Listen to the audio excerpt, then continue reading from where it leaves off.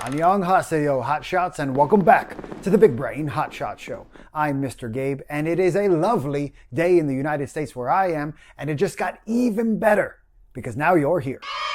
We are going to challenge our big brains, but first let's take a moment to reveal our word of the week, art. I have two questions that I'd like you to think about. First, how do you like to express yourself? We'll come back to that in a bit. And second, what do you think art is?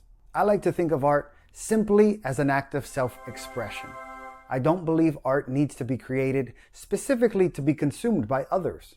I also believe art is a sensory experience, meaning it's something that you can see, hear, smell, taste, or feel. I remember being a young hotshot and going to museums and seeing very old and beautiful paintings and sculptures. And for a long time, I thought art was something that you had to create with your hands using something like clay or canvas.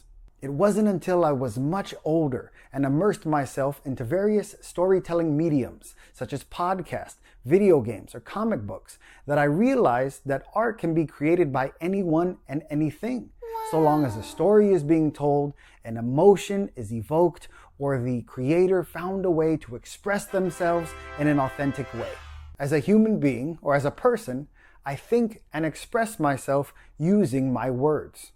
I like to reflect, brainstorm, and then write multiple iterations until I finally feel like I'm expressing my thoughts and feelings in the correct way.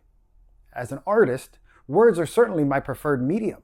However, I also have a picture in my head, so I use cameras, lighting, and editing to help bring that picture to life. I've met many people who don't prefer to use words as their means of expression, but maybe they do something like musical composition, or they repair mechanical items.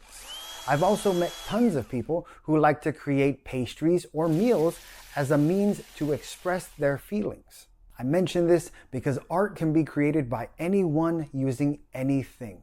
We shouldn't limit ourselves in terms of how we like to express ourselves.